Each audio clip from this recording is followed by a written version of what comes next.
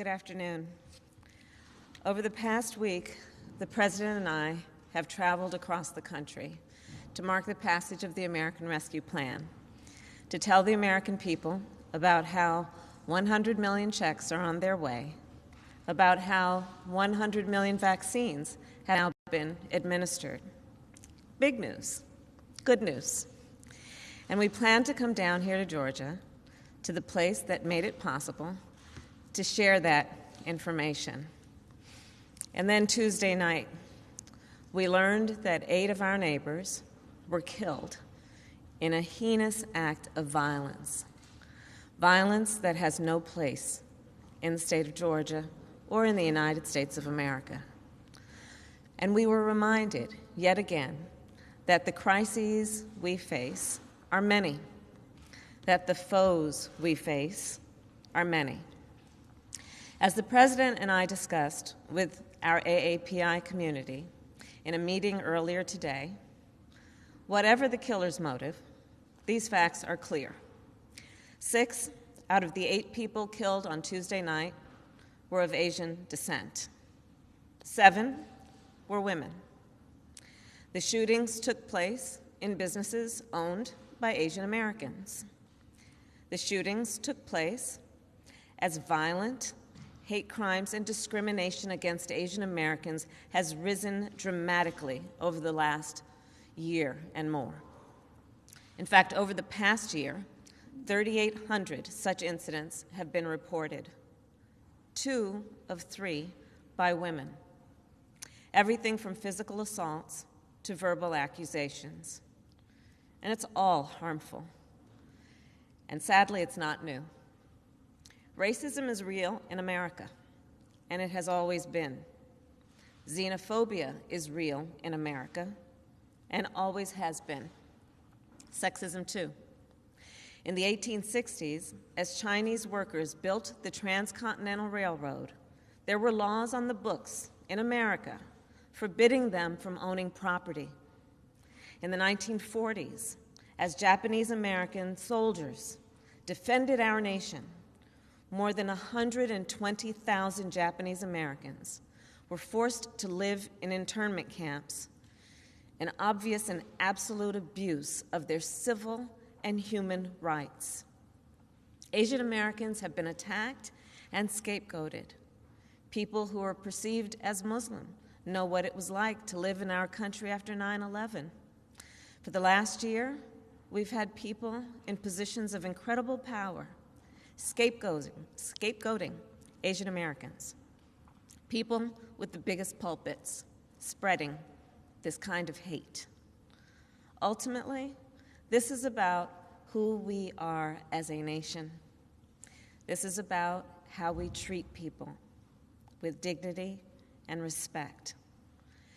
Everyone has the right to go to work, to go to school, to walk down the street and be safe, and also the right to be recognized as an American, not as the other, not as them, but as us.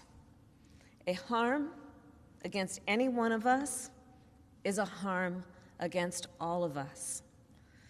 The President and I will not be silent. We will not stand by.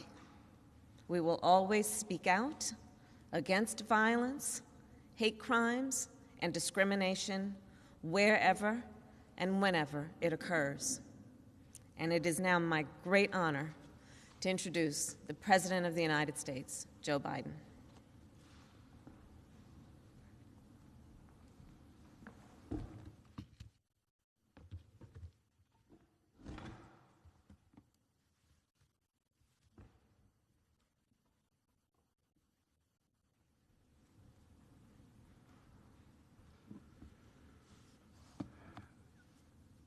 Thank you, and good afternoon. Sorry a little late, but we had an opportunity to meet with leaders of the AAPI community downstairs, and it was heart-wrenching to listen to them. As many of you know, we originally planned to hold a car rally to thank our supporters.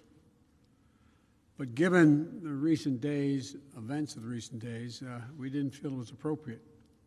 So we canceled that rally. But we want our supporters to know we'll come back and hold that rally another trip. But today, we want to speak about something else. I said from the beginning of my campaign for president that we needed to come together, that we needed to unite as one people, one nation, one America. I said in my kickoff speech in Philadelphia, I said that very same thing when I spoke at Gettysburg. I said that in my inaugural address. And I believe with every fiber on my being, there are simply some core values and beliefs that should bring us together as Americans. One of them is standing together against hate, against racism, the ugly poison that has long haunted and plagued our nation. The Vice President and I, as I said, met a little bit earlier, just before this, with leaders from the Asian American community here in Georgia. We talked about Tuesday's mass shooting, about another example of public health crisis of gun violence in this country. 8 people killed, 7 women, 6 were of Asian descent. All fellow Americans, each one of them we mourn. Their families are left with broken hearts and unanswered questions.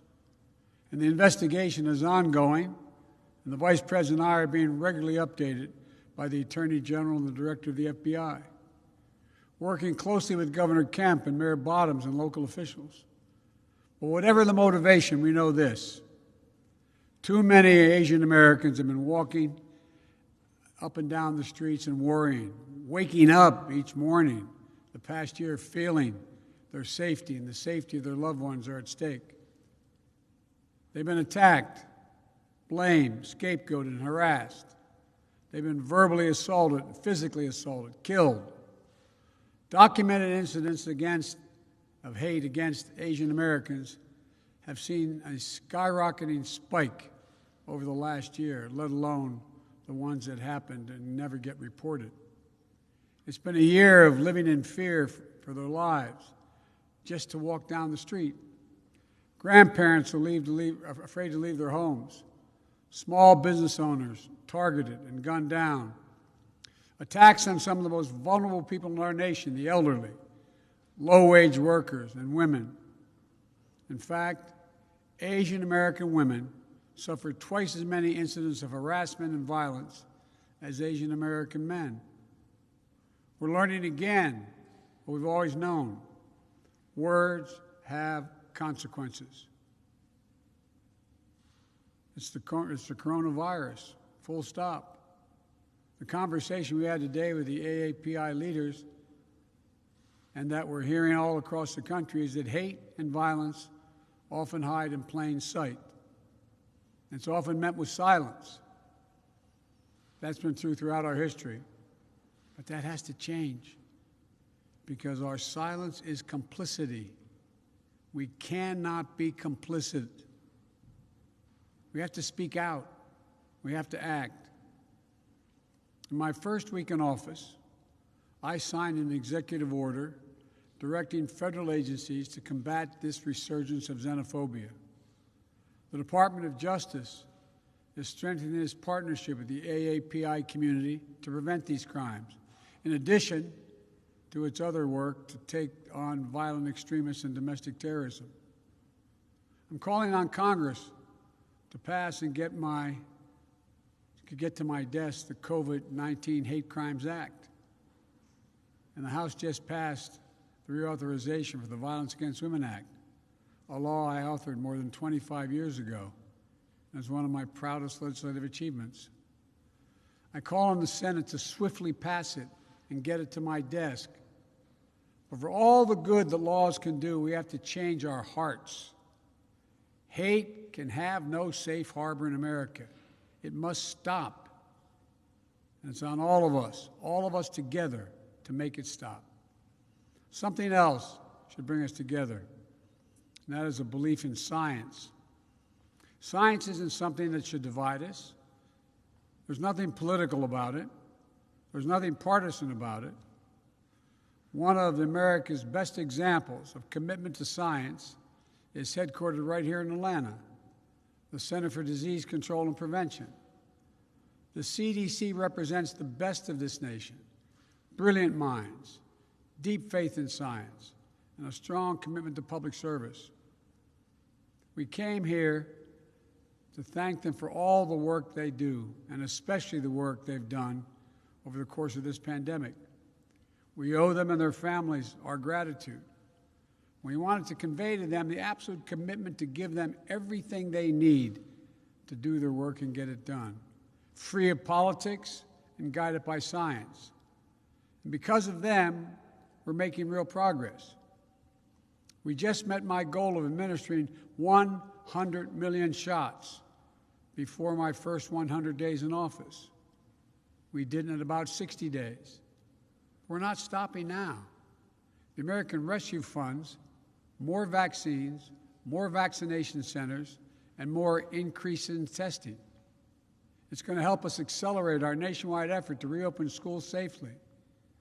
Last week, I directed all states, tribes, and territories to make all adults eligible to be vaccinated no later than May 1. But while this is a time of optimism, it's not a time for relaxation. I need all Americans to keep doing your part. Wash your hands, stay socially distanced, keep masking up as recommended by the CDC, and get vaccinated when it's your turn. None of this is political. It's all science-based. But now is not the time to let our guard down. That's science-based as well. In the last week, we've seen increases in the number of cases in several states. Things may get worse as new variants of the virus spread. That's why we need to vaccinate as many people as quickly as we possibly can, because it's the best thing we can do to fight back against these variants. We have to beat this virus. We have to, and we will.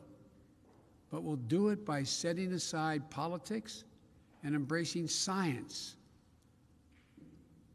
Another subject, the right to vote, that should bring us together as well. But it now divides us. This is a democracy. The right to vote is fundamental. The fact that there was a record turnout in America in the last election, in the midst of a pandemic, should be something we celebrated, not attacked. The fact that you held a free and fair election in Georgia that stood up to recount after recount, court case after court case, is something you should be proud of. The fact that your poll workers, your election workers, your volunteers, your local officials, your state officials, your courts stood up to the immense pressure with character and honesty and integrity helped save our democracy. And this country will long be grateful for it. But as this state, home to Martin Luther King and John Lewis, knows better than most, the battle for the right to vote is never, ever over. And it's not over here in this state of Georgia. So we're in a fight again. It's a fight we need to win. Because if anyone ever doubted that voting matters, Georgia just proved it did.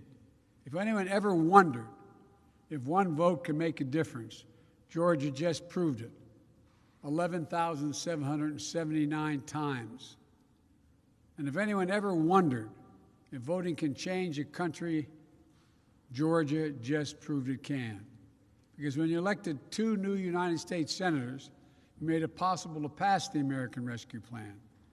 Landmark legislation will not only meet the emergency we're in, but transform this nation. Starting with this, for those folks who either already have or will soon have $1,400 in their pockets, you can thank Senators Warnock and Ossoff. But for their votes, it would not have happened. What does that mean? It means 85% of the households in America will get that money. Here in Georgia, it means 88% of all adults and 88% of the children in this state will get that $1,400 as well. Just add it up. A typical family, 2 parents, 2 kids, earning $100,000 a year, each will get $1,400. That's $5,600 for that family that's in distress, trying to figure out how to pay their mortgage, pay their rent, keep food on the table. And that's not all. There's something called a child tax credit. What that basically means is you get a tax credit for every child you have.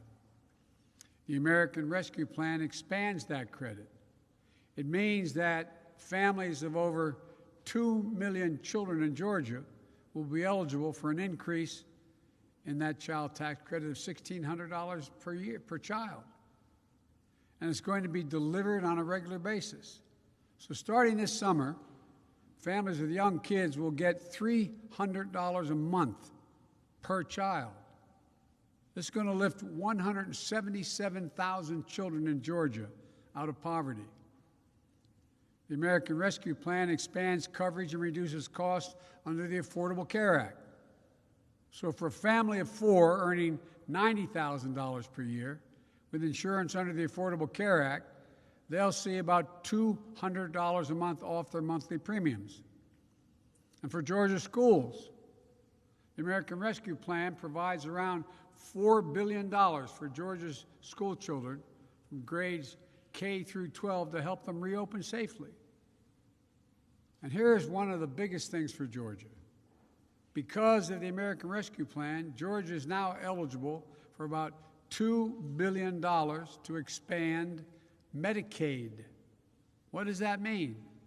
It means another 500,000 Georgians will be covered all across this state with Medicaid that don't have it now.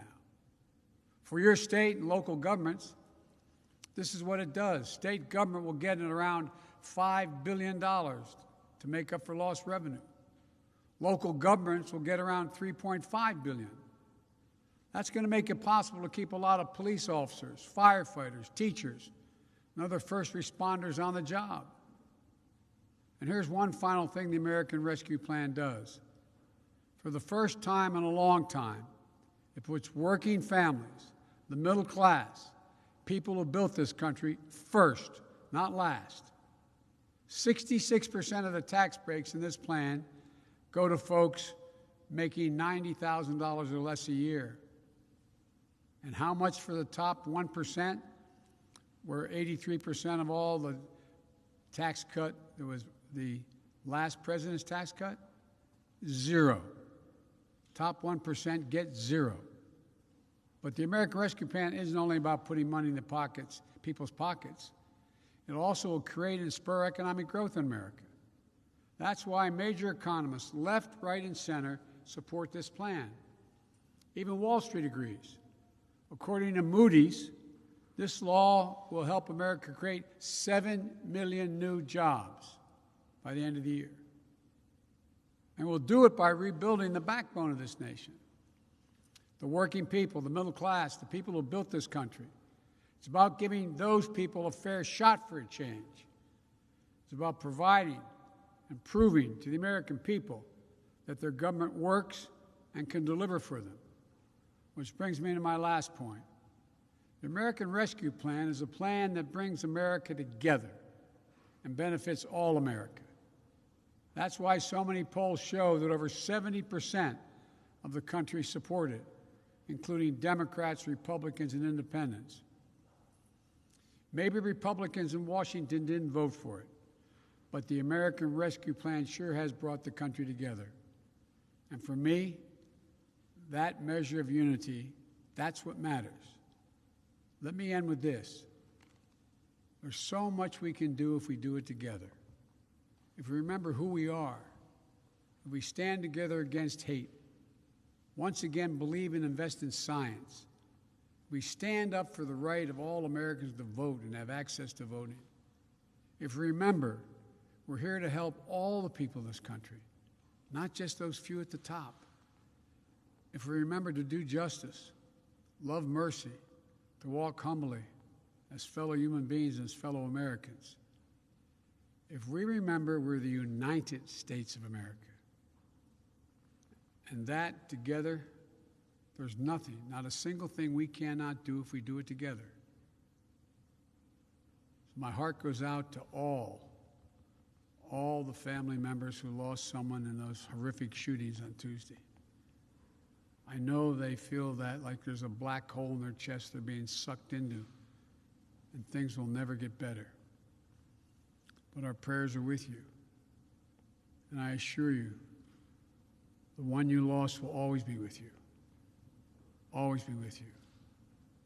And the day will come when their memory brings a smile to your lips before it brings a tear to your eye, as unbelievable as that is now. It will take a while, but I promise you it will come. And when it does, that's the day you know you're going to make it. May God bless all those families. May God protect our troops. Thank you very much.